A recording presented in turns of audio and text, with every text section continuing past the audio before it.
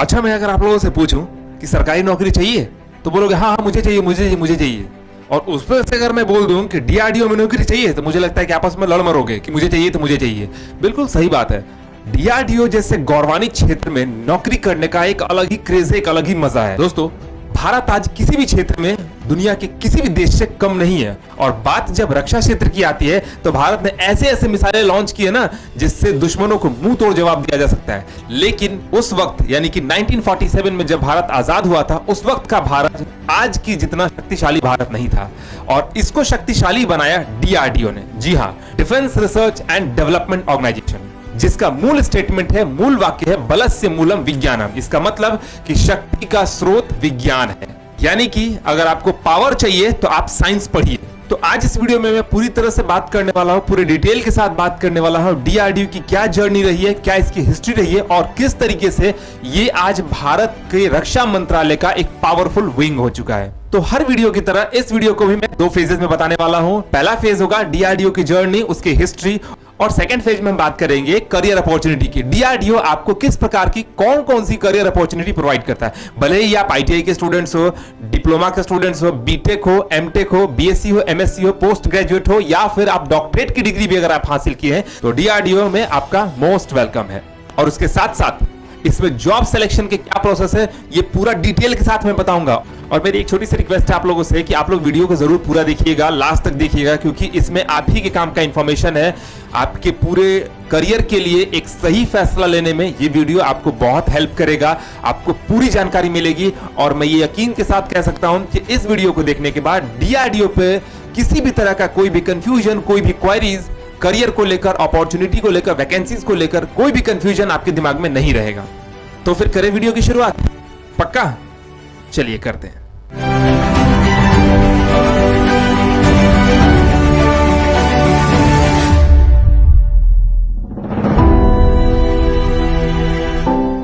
मेरे दोस्त, भले ही आज हम लोग भारत की इस शक्तिशाली रक्षा इकाई को डीआरडीओ के नाम से जानते हैं, वाह बोलने में कितना अच्छा लगता है डीआरडीओ, अगर इसमें जॉब लग गई तो मजा ही आ जाएगा। लेकिन क्या आपको पता है कि डीआरडीओ का शुरू में नाम डीआरडीओ नहीं था, इसका नाम था डीआरडीई, यानी defence research and development establishment. DRDO Bharat के रक्षा मंत्रालय का अनुसंधान एवं विकास का एक विंग है, एक अंग है, जिसका हेडक्वार्टर भारत की राजधानी नई दिल्ली में है, जहां से आज देश भर में कुल 50 से अधिक प्रयोगशालाएं, लेबोरेटरीज संचालित की जाती हैं, जो भारत को निरंतर रूप से प्रौद्योगिकी और रक्षा के क्षेत्र में बहुदिशात्मक रूप से विकसित कर रहा है। दोस्तों, डीआरडीओ की जर्नी, डीआरडीओ की कहानी तब स्टार्ट होती है जब ग्वालियर के महाराजा, ग्वालियर के तत्कालीन महाराजा जीवाजी राव सिंधिया, जो कि उस समय ग्वालियर के शासक थे, उन्होंने जीवाजी औद्योगिक अनुसंधान प्रयोगशाला के नाम से, यानी कि जीआईआरएल, जिर्ल, ठीक है, शॉर्ट में इसको जिर्ल बोलते हैं, जिर्ल के नाम से एक लेबोरेटरी बनाई, जिसका मूलभूत उद्देश्य था देश के रक्षा हित में औद्योगिक शस्त्रों का निर्माण और विकास करना। जिर्ल का उद्घाटन 28 दिसंबर 1947 को भारत के governor general Lord earl Mountbatten ने किया था। डीआरडीओ की स्थापना 1958 में भारतीय सेना के तकनीकी विकास प्रतिष्ठान यानी कि टीडीई, जिसका पूरा नाम है टेक्नोलॉजी डेवलपमेंट एस्टैब्लिशमेंट, और तकनीकी विज्ञान एवं उत्पादन निदेशालय को रक्षा विज्ञान संगठन यानी डीएसओ यानी department of science and organisation के साथ मिलाकर की गई थी। जब इसकी स्थापना हुई थी डीआरडीओ की, तब शुरुआती दौर में इसके पास मात्र 10 लेबोरेटरीज थी। 1960 के दशक में सतह से हवा में प्रहार करने की मिसाइल को डेवलप करने की इंडिगो परियोजना डीआरडीओ की सबसे पहली परियोजना थी, पहला प्रोजेक्ट था डीआरडीओ का। यानी अगर मैं शॉर्ट में बोलूं तो डीआरडीओ का फर्स्ट प्रोजेक्ट इंडिगो प्रोजेक्ट था, जिसे आगे चलकर बाद में बिना किसी सफलता के कुछ वजह से बंद कर दिया गया। आगे चलकर 1970 के दशक में प्रोजेक्ट इंडिगो ने कम दूरी की सरफेस टू एयर मिसाइल यानी कि एसएएम और आईसीएमबी विकसित करने के लिए प्रोजेक्ट वैलेंट और प्रोजेक्ट डेविल का नेतृत्व किया। और फिर पता है 1980 में ही प्रोजेक्ट डेविल के दौरान मिसाइलों की एक विस्तृत श्रृंखला के विकास के लिए भारत के मिसाइल मैन कहे जाने वाले राष्ट्रपति डॉक्टर एपीजे अब्दुल कलाम की दूरदर्शिता में integrated guided missile development programme यानी कि आईजीएमडीपी का विकास किया गया, जो एक्चुअली में डॉक्टर एपीजे अब्दुल कलाम के दिमाग की उपज थी कि भाई मिसाइलों की एक विस्तृत श्रृंखला को डेवलप करना बहुत जरूरी है। और उनके द्वारा बनाए गए इस आईजीएमडीपी प्रोग्राम का सिर्फ और सिर्फ एक ही लक्ष्य था कि भारत को मिसाइल प्रौद्योगिकी के क्षेत्र में आत्मनिर्भर बनाना, यानी भारत किसी दूसरे देश पर डिपेंड न रहे कि वहां से वो मिसाइल खरीद कर लाएगा और अपने रक्षा क्षेत्र में उसको यूज करेगा। और उसी दशक में 1980 के दशक में ही आईजीएमडीपी को औपचारिक रूप से भारत सरकार के द्वारा 26 जुलाई 1983 को पूरी तरह से मंजूरी मिल गई कि जी हां, आप इस प्रोग्राम को शुरू कीजिए, बहुत अच्छा प्रोग्राम है, इसको इनिशिएट करिए। और इस प्रोग्राम का यानी आईजीएमडीपी प्रोग्राम का पूर्ण रूप से प्रबंधन जो था वो डीआरडीओ और ऑर्डिनेंस फैक्ट्री बोर्ड के द्वारा किया गया था। आप सभी लोग ऑर्डिनेंस फैक्ट्री जानते होंगे, ऑर्डिनेंस फैक्ट्री में वैकेंसी आती है, आप लोग फॉर्म भी भरते हैं। आगे चलकर आईजीएमडीपी ने रक्षा बलों के द्वारा विभिन्न प्रकार की मिसाइलों की आवश्यकताओं को पहचाना और उसका निर्माण किया। और इसके लिए उसने 5 तरह की मिसाइलों का निर्माण किया, जिसके नाम है पृथ्वी, अग्नि, त्रिशूल, आकाश और नाग। जिसमें पृथ्वी मिसाइल जो है वो कम दूरी की सतह से हवा में मार करने वाली एक बैलिस्टिक मिसाइल है। उसी के साथ मध्यम दूरी से हवा में मार करने वाली जो बैलिस्टिक मिसाइल है वो उसे कहते हैं हम लोग अग्नि मिसाइल। इसी के साथ कम दूरी की निम्न स्तरीय सतह से हवा में मार करने वाली जो मिसाइल है उसे बोलते हैं त्रिशूल मिसाइल। इसी के साथ मध्यम दूरी की सतह से हवा में मार करने वाली जो बैलिस्टिक मिसाइल है उसे कहते हैं आकाश मिसाइल। और नाग मिसाइल 3rd जनरेशन की यानी कि तीसरी पीढ़ी की एक एंटी टैंक मिसाइल है। तो देख रहे हैं ना आप लोग, ये वीडियो बहुत काम का है आप लोगों के लिए, जनरल नॉलेज के लिए भी और जनरल अवेयरनेस के लिए भी। तो इसलिए लास्ट तक वीडियो को जरूर देखिएगा। चलिए कहानी को आगे कंटिन्यू करते हैं। अब आगे चलकर डीआरडीओ को भी कुछ चैलेंजेस फेस करने पड़े, जिसमें इसका फर्स्ट चैलेंज था बजट से रिलेटेड।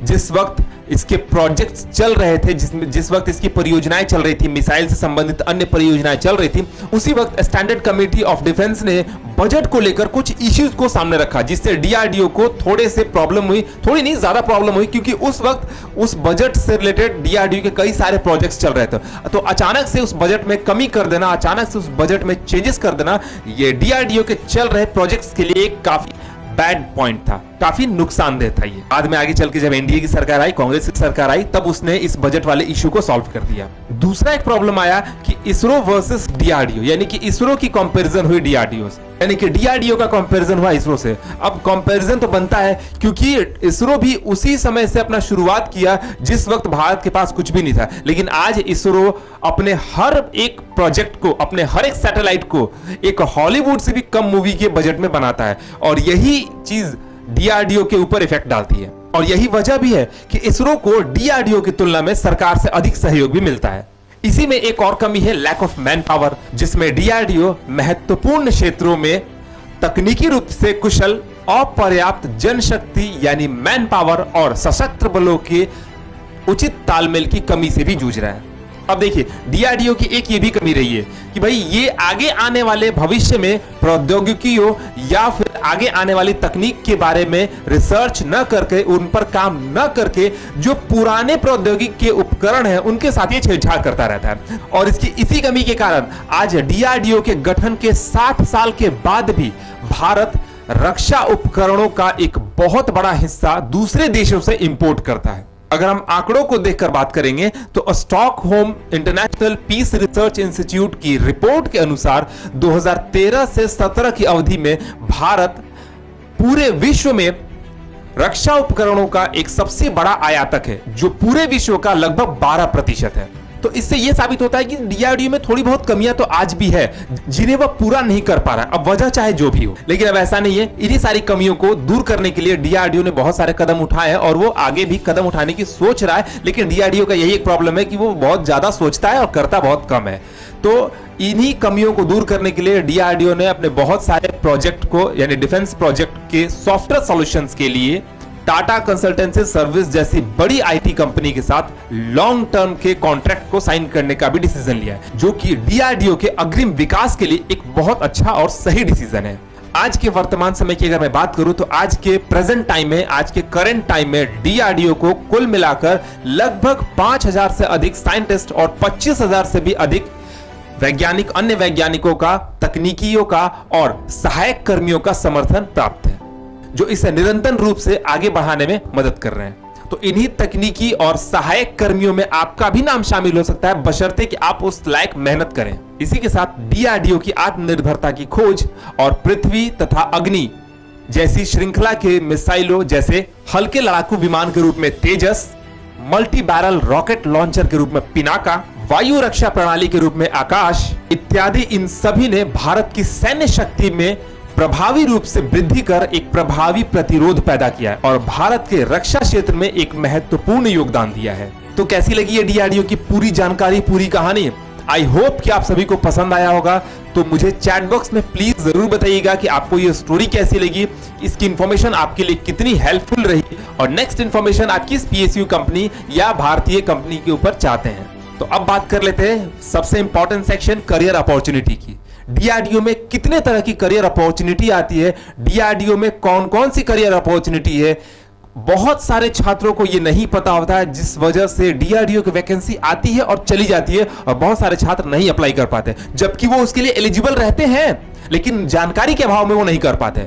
तो इसी जानकारी को पूरा करने के लिए मैंने ये पूरा कंटेंट आपके लिए तैयार किया है। तो प्लीज इसलिए मैं रिक्वेस्ट कर रहा हूं कि आप लोग इस वीडियो को जरूर देख लीजिएगा और कम से कम इस सेक्शन को तो जरूर देखिएगा, ये बहुत हेल्पफुल है आपके करियर के लिए। देखिए, डीआरडीओ अलग अलग कैटेगरी में जॉब अपॉर्चुनिटी प्रोवाइड करता है, तो इसको हम दो फेजेस में आपको समझाएंगे, एक टेक्निकल पोस्ट के लिए और दूसरा नॉन टेक्निकल पोस्ट के लिए। और मेरा यकीन मानिएगा, जैसे मैंने पहले भी कहा और अभी भी मैं कह रहा हूं कि यकीन मानो आप कि इस वीडियो को, इस सेक्शन को देखने के बाद डीआरडीओ में कौन सी वैकेंसी आती है, क्या पोस्ट है, क्या सैलरी है, क्या क्वालिफिकेशंस है, इससे रिलेटेड एक भी इशू नहीं बचेगा और किसी और वीडियो को देखने की आपकी जरूरत नहीं होगी। मेरे दोस्त, डीआरडीओ आपको टोटल 4 कैटेगरी में जॉब अपॉर्चुनिटी प्रोवाइड करता है। ये क्या होता है इसके बारे में मैं पूरी जानकारी देने वाला हूं, बस आप लोग पेशेंस के साथ मेरा साथ दीजिएगा। तो जैसा कि मैंने आप लोगों को बताया कि डीआरडीओ में टोटल 4 कैटेगरीज में अपॉर्चुनिटी प्रोवाइड की जाती है। जैसा कि फर्स्ट कैटेगरी है साइंटिस्ट का, जिसमें कि वैज्ञानिक अनुसंधान के लिए कार्य किए जाते हैं। दूसरा है आपको टेक्नीशियन एंड एसटीए पोस्ट के लिए, जिसका पूरा नाम होता है टेक्निकल स्टाफ। ठीक है, ये नहीं कि ये टेक्निकल स्टाफ की कैटेगरी होती है जिसमें टेक्नीशियन और एसटीए के लिए वैकेंसी आती है। थर्ड कैटेगरी आपको मिलेगी एडमिन एंड अलाइड के लिए, यानी कि ए के लिए, ये आपको नॉन टेक्निकल होता है। ठीक है, आगे मैं पूरा डिटेल आप लोगों को बताने वाला हूं। ठीक है, और फोर्थ कैटेगरी होती है रिसर्च फेलो के लिए। चलिए, सबसे पहले हम फर्स्ट कैटेगरी से स्टार्ट करते हैं, यानी कि साइंटिस्ट के पोस्ट से। तो देखिए, साइंटिस्ट का जो पोस्ट होता है वो 3 ब्रांचेस में, यानी कि 3 एजेंसीज के द्वारा 3 डिपार्टमेंट के तहत ये आपको वैकेंसी निकाली जाती है। पहला है डीआरडीओ खुद, defence research and development organisation. दूसरा है department of science and technology, यानी कि डीएसटी। और तीसरा है एरोनॉटिकल डेवलपमेंट एजेंसी। ठीक है, इन 3 डिपार्टमेंट के तहत साइंटिस्ट के पद पर आपको वैकेंसी निकाली जाती है। ठीक है, नेक्स्ट आपको आएगा कि इसका क्वालिफिकेशन डिटेल क्या होता है। तो क्वालिफिकेशन डिटेल्स आपको होगा bachelor of engineering, bachelor of technology या फिर मास्टर डिग्री, और उसके साथ साथ गेट आपका क्वालिफाइड होना चाहिए। यानी कि अगर आप गेट क्वालिफाइड नहीं है और अगर आप मास्टर डिग्री होल्डर हैं तो आप इसमें एलिजिबल नहीं हो पाएंगे। यानी कि आपका एसेंशियल क्वालिफिकेशंस तो ग्रेजुएट, बीटेक या मास्टर डिग्री होगा, अलग अलग स्ट्रीम्स के हिसाब से, अलग अलग सब्जेक्ट के हिसाब से। ठीक है, तो वो भी मैं बताऊंगा कौन से ट्रेड से, कौन से सब्जेक्ट में आपको कौन सा डिग्री चाहिए होगा। ठीक है, तो आपको गेट क्वालिफाइड होना बहुत जरूरी है, क्योंकि गेट के थ्रू ही इसका पोस्ट अप्लाई किया जाता है। ठीक है, गेट के मार्क्स के आधार पर ही इसमें आपको सिलेक्शन मिलेगा। ठीक है, तो ये तो हो गया। उसके बाद अब हम बात करेंगे कि इसमें आपको सैलरी क्या मिलेगी। ठीक है, साइंटिस्ट के पोस्ट पर देखिए, ग्रेड, पे मैट्रिक्स और इनिशियल पे मैट्रिक्स क्या होने वाला है, उसके आधार पर मैं आपको ये पूरी जानकारी दे रहा हूं। तो देखिए, सबसे पहला हमारा है साइंटिस्ट बी के पोस्ट के लिए, जिसका लेवल 10 होता है पे मैट्रिक्स, और इसमें जो इनिशियली आपको मिलेगा वो 56,100 रुपए का पे मैट्रिक्स आपको मिलने वाला है। ठीक है, दूसरा है साइंटिस्ट सी का, जिसमें लेवल 11 होता है और 67,700 रुपए का आपको इनिशियल पे मिल जाएगा। ठीक है, नेक्स्ट है साइंटिस्ट डी के लिए, यानी कि लेवल 12 का पे होता है, जो 78,800 रुपए के इनिशियल पे के साथ आता है। अगला पोस्ट है साइंटिस्ट ई, जो कि लेवल 13 के पे मैट्रिक्स के साथ आता है और इसका इनिशियल पे मैट्रिक्स होता है 1,23,100 रुपए। ठीक है, उसके बाद आता है साइंटिस्ट एफ का, जिसका लेवल 13A होता है। ठीक है, और ये आपको 1,31,100 रुपए के इनिशियल पे मैट्रिक्स के साथ आता है, यानी कि शुरुआती दौर में आपको 1,31,100 रुपए मिलेंगे अगर आप साइंटिस्ट एफ के पद पर सेलेक्ट हो जाते हैं, चुने जाते हैं। ठीक है, नेक्स्ट आता है आपको साइंटिस्ट जी, जो कि है लेवल 14 का, जिसका सैलरी 1,44,200 है। और अगला है साइंटिस्ट एच, यानी कि आउटस्टैंडिंग साइंटिस्ट को बोलते हैं। ठीक है, इसका नाम ही है आउटस्टैंडिंग साइंटिस्ट, इसका लेवल 15 का जॉब है और ये आपको 1,82,200 रुपए की सैलरी के साथ स्टार्टिंग हो जाता है। ठीक है, अगला है आपको डिस्टिंग्विश साइंटिस्ट डीएस, लेवल 16 के जॉब पे लेवल के साथ है और इसका इनिशियल पे स्टार्ट होता है 2,05,400 रुपए से। ठीक है, तो देखा आप लोगों ने कि कितनी खूबसूरत और कितनी आकर्षक और कितनी जबरदस्त सैलरी के साथ डीआरडीओ आपको करियर अपॉर्चुनिटी प्रोवाइड करता है। हाँ, बहुत सारे लड़के बोलेंगे करे सर ये मेरे लिए थोड़ी है। अरे बाबू, तुम्हारे लिए नहीं है तो तुमको अप्लाई भी तो नहीं करना है ये चीज। तुम इतनी हाईएस्ट क्वालिफिकेशन के पास जाओगे तब तुम खुद अप्लाई कर सकते हो। तो अभी अगर आप 10th पर, आईटीआई पर या फिर डिप्लोमा पर अगर आप देख रहे हो तो उसके लिए भी आपका है ऑप्शन। तो आप सिर्फ पैसे को देखकर लालच नहीं कर सकते हैं कि अरे बाप रे 2 लाख की सैलरी कैसे मिलेगी, तो कैसे थोड़ी मिलेगी। और एक और है आपको secretary department of defence research and development and chairman के पोस्ट पर। ठीक है, जो लेवल 17 का होता है और 2.25 लाख रुपए की मंथली सैलरी के साथ ये पोस्ट आपको आता है।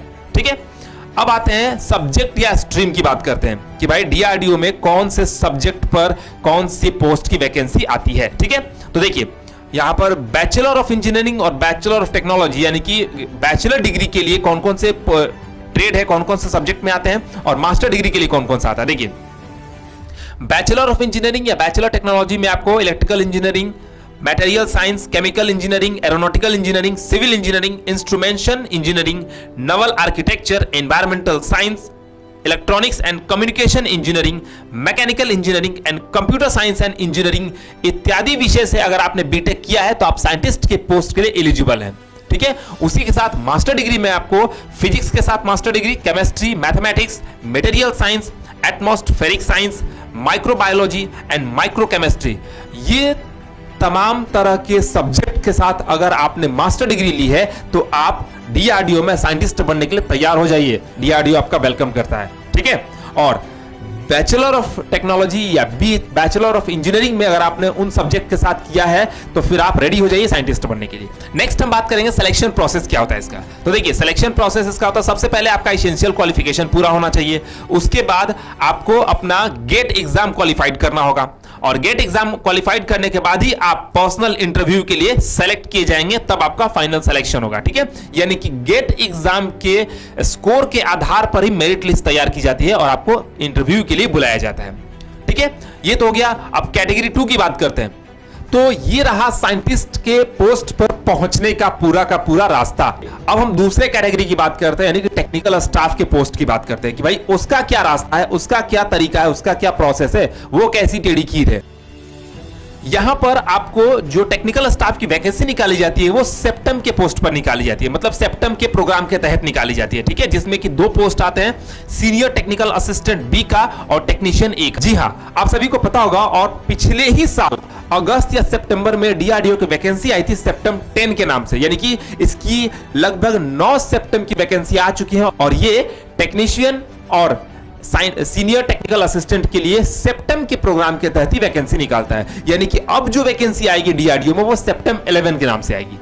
इसमें जो शैक्षणिक योग्यता होगी वो आपका एसेंशियल क्वालिफिकेशन होगा बीई यानी bachelor of engineering, bachelor of technology, diploma या आईटीआई। ठीक है, तो किसको डिप्लोमा चाहिए, किसको बैचलर ऑफ टेक्नोलॉजी चाहिए, किसको आईटीआई चाहिए, उसके बारे में अभी हम लोग देखने वाले हैं। ठीक है, देखो यहां पर आपको सब्जेक्ट कौन कौन सा होगा, कौन कौन से स्ट्रीम हो गए। एसटीए बी के लिए मैं सबसे पहले बता रहा हूं आप लोगों को। ठीक है, सीनियर टेक्निकल असिस्टेंट के लिए तो इसमें आपको देखेंगे कि बैचलर ऑफ साइंस से और 3 साल के डिप्लोमा से कौन कौन से आप सब्जेक्ट को करेंगे तो आप एलिजिबल हो पाएंगे।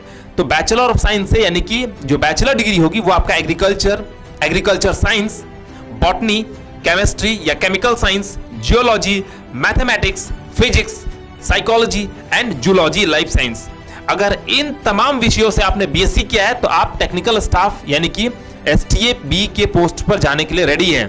ठीक है, और 3 साल के डिप्लोमा में अगर आपने instrument, computer science, electronics, automobile engineering, chemical engineering, civil engineering, electronics engineering, ये तमाम तरह के अगर सब्जेक्ट से आपने 3 साल का डिप्लोमा किया है तो आप रेडी हैं एसटीए पोस्ट पे जाने के लिए। ठीक है, नेक्स्ट बात करते हैं कि टेक्निकल स्टाफ में टेक्नीशियन ए का जो पोस्ट होगा उसमें कौन कौन से ट्रेड चलेंगे। ठीक है, तो इसमें जो आपका ट्रेड चलेगा, ठीक है, चूंकि इसमें ट्रेड चलेगा ये आईटीआई के बच्चों के लिए। ठीक है, यहां पर आप ट्रेड की बात करेंगे तो electrician, wireman, electronics mechanic, fitter, turner, machinist, welder, diesel mechanic, COPA, book binder, उसके साथ साथ draughtsman mechanical, CNC operator, RSC, motor mechanic, steel metal worker, automobile, carpenter and DTP operator जैसे तमाम ट्रेड के साथ डीआरडीओ आपका मोस्ट वेलकम करता है कि भाई आइए और टेक्नीशियन बन के हमारे यहां देश की भागीदारी में, देश के विकास में एक महत्वपूर्ण भागीदारी दीजिए। बात करेंगे इसके सैलरी डिटेल की, तो इसमें जो एसटीए बी के लिए सैलरी आती है वो आता है आपको कुछ इस प्रकार से, ठीक है। पे लेवल आपका 6 होता है, 6 पे लेवल पर आपका ये आता है, ठीक है। और 93,000 से लेकर 34,800 रुपए के पे बैंड पर ये आता है, ठीक है। ग्रेड पे इसका 4200 का होता है, ठीक है। और पे स्केल इसका 35,400 से 1,12,400 रुपए के रेंज का होता है, ठीक है। यानी कि बेसिक सैलरी की बात करें तो कम से कम जो होगा वो 35,400 से, और अधिकतम सैलरी अगर आपकी जाएगी तो 1,12,400 रुपए तक जाएगी वो। डीएनएस अलाउंस आपको मिलता है, महंगाई भत्ता मिलता है इसमें आपको। आपका जो बेसिक पे है उसका 38%, देख रहे हैं कितना मिल रहा है। हाउस रेंट आपको मिलता है आपके बेसिक पे का 27%, 9558 रुपए। ट्रांसपोर्ट अलाउंस यानी कि परिवहन भत्ता भी आपको मिलता है इसमें लगभग 2280 रुपए। और फर्स्ट स्टार्टिंग सैलरी जो आपके ट्रेनिंग के बाद हाथ में आएगी वो 52,586 रुपए। आहा, बड़ा मजा आएगा। 52,000 रुपए एक साथ गिनने में बड़ा मजा आता है, लेकिन उसके लिए उतना मेहनत करना पड़ेगा, ठीक है। उसके लिए आपको सारे स्टेजेस पार करके वहां तक जाना पड़ेगा। तो जो अभी के बच्चे डीआरडीओ सेप्टम 10 में जो बच्चे क्वालिफाई करके गए वो तो बड़ा मजा मार रहे होंगे, ठीक है।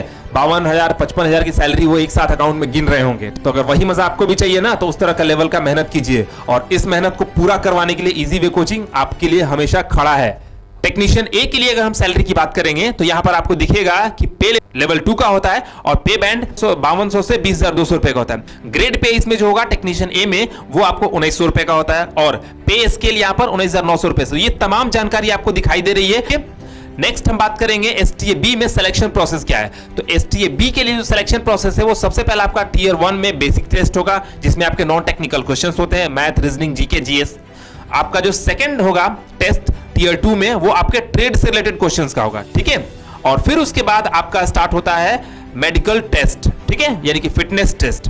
और फिर उसके बाद आपका डॉक्यूमेंट वेरिफिकेशन किया जाता है, और फाइनली मेरिट बनाकर आपको मोस्ट वेलकम कर लिया जाता है कि आ जाओ बाबू, अब हमारे यहाँ पर काम करो और डीआरडीओ में मोटी सैलरी गिनो। उसके बाद टेक्नीशियन ए के लिए सिलेक्शन प्रोसेस की बात करेंगे तो यहाँ पर टीयर 1 में आपको सीबीटी एग्जाम होता है। उसके साथ यहां पर आपका सेकंड स्टेज में टीयर 2 में स्किल टेस्ट विद इंटरव्यू होता है, और तब जाके आपका फाइनल मेरिट बनता है और आप सिलेक्ट किए जाते हैं। नेक्स्ट कैटेगरी की बात करेंगे तो वो होता है ए एंड ए का, यानी कि एडमिन एंड अलाइंड का, और ये पूरी तरह से नॉन टेक्निकल पोस्ट होता है, ठीक है। बहुत सारे बच्चे जो कि आईटीआई नहीं किए होते, डिप्लोमा नहीं किए होते, तो वो सोचते हैं कि क्या मैं डीआरडीओ में नहीं जा पाऊंगा। तो बिल्कुल आप भी जा सकते हैं, ग्रेजुएट हैं आप तो आप जा सकते हैं। तो यहां पर आपको जो पोस्ट मिलते हैं वो इस प्रकार के होते हैं: stenographer, junior translate officer, administrative assistant, store assistant, fire engine driver और फायरमैन का, ठीक है। और यहां पर क्वालिफिकेशन क्राइटेरिया की बात करेंगे तो हर एक पोस्ट के लिए अलग अलग क्वालिफिकेशन क्राइटेरिया है, और 10th यानी कि 10वीं पास के बच्चे जो वो भी डीआरडीओ में जा सकते हैं, ठीक है। फायर इंजन ड्राइवर के पोस्ट पर और फायरमैन के पोस्ट पर, ठीक है। नेक्स्ट आप देखेंगे कि यहां पर आपको सैलरी डिटेल्स क्या मिलने वाली है। तो यहां पर जूनियर ट्रांसलेटर और स्टेनोग्राफर ग्रेड 1 के लिए जो सैलरी होगी वो आपको लेवल 6 का होता है, जिसमें आपको पे स्केल 35,400 से 1,12,400 रुपए का होता है। और ये तमाम जानकारी आपको मैंने यहाँ पर दे रखी है, ठीक है। उसके बाद अगर हम बात करेंगे अदर पोस्ट की, जिसमें stenographer, administrative assistant, store assistant, fireman, fire engine, इसके लिए अगर हम बात करेंगे तो यहाँ पर लेवल 2 का मिलता है, ठीक है। और यहाँ पर आपको पूरा इंफॉर्मेशन दे दिया गया है मैं, ठीक है। तो आप लोग इसको जरूर देखिएगा। नेक्स्ट बात करेंगे इसका सिलेक्शन प्रोसेस की। तो इसका सिलेक्शन प्रोसेस होता है, सबसे पहले आपका बेसिक टेस्ट होगा, उसके बाद फिर आपका स्किल टेस्ट होता है, एडमिन एंड अलाइंड में स्किल टेस्ट होगा, और स्किल टेस्ट के आधार पर फिर आपको मेडिकल टेस्ट में, और फिर उसके बाद आपका एक डिस्क्रिप्टिव एग्जामिनेशन होता है, ठीक है। एक डिस्क्रिप्टिव टेस्ट होता है जिसमें आपको लिखित परीक्षा दी जाती है। तो ये आपका 4th कैटेगरी है जिसका नाम है research fellow, JRF junior research fellow, SRF senior research fellow and RA यानी रिसर्च एसोसिएट, ठीक है। नेक्स्ट इसमें हम बात करेंगे तो यहां पर आपको नेम ऑफ पोस्ट देखें यहाँ पर, और क्वालिफिकेशंस और सैलरी क्या होने वाली है ये मैंने आपको यहाँ पर पूरा बता दिया है। जीआरएफ में पोस्ट ग्रेजुएट आपका साइंस या साइकोलॉजी से होना चाहिए फर्स्ट डिवीजन में, और आपका नेट क्वालिफाइड होना चाहिए। जी हाँ, नेट अगर आप क्वालिफाइड नहीं है तो आप इसमें नहीं जा सकते हैं। 56,100 रुपए की सैलरी के साथ ये पोस्ट आता है। दूसरा है SRF सीनियर रिसर्च फेलो, जो अपग्रेड होता है GRF के थ्रू, यानी कि अगर आप GRF पर काम कर रहे हैं तो ही आप अपग्रेड होकर SRF बन सकते हैं, यानी कि आप सीनियर रिसर्च फेलो डायरेक्ट नहीं बन सकते हैं। 67,700 रुपए की सैलरी के साथ ये होता है। नेक्स्ट है रिसर्च एसोसिएट, जो कि doctorate degree, master of science, master of dental science with 3 year experience of research या टीचिंग। ठीक है, इसमें 3 साल का एक्सपीरियंस भी खोजा जाता है। तो 78,800 रुपए की सैलरी के साथ ये पोस्ट आता है। तो ये रहा DRDO में तमाम तरह के करियर अपॉर्चुनिटीज, जिससे बहुत सारे छात्र अभी भी अनभिज्ञ रहते हैं। उन्हें सिर्फ इतना ही पता होता है कि ITI के लिए टेक्नीशियन की पोस्ट आती है और डिप्लोमा के लिए ITI के लिए टेक्नीशियन की पोस्ट आती है, बस इतना ही वो जानते हैं। तो भाई ऐसा नहीं है, सभी छात्रों के लिए, चाहे वो बीटेक का स्टूडेंट्स हो, ग्रेजुएट का स्टूडेंट्स हो, 10th का हो, 12th का हो, डिप्लोमा का हो, सबके लिए वैकेंसी आती है। तो आप लोग जरूर इस जानकारी को देखिए, समझिए और प्लीज इसे फॉरवर्ड जरूर करिएगा, ताकि बहुत सारे बच्चों को ये नॉलेज नहीं मिल पाता है। ठीक है, तो मुझे जरूर बताइएगा कि ये पूरा का पूरा स्टोरी आपको कैसा लगा, DRDO का पूरा इंफॉर्मेशन आपको कैसा लगा, और नेक्स्ट इंफॉर्मेशन आप किस PSU कंपनी के ऊपर चाहते हैं वो मुझे जरूर चैट बॉक्स में बताइएगा, वो मैं वीडियो लेकर आऊंगा आप लोगों के लिए। ठीक है, तो चलिए फिर मिलते हैं हम लोग नेक्स्ट वीडियो में। तब तक के लिए thank you so much and good bye.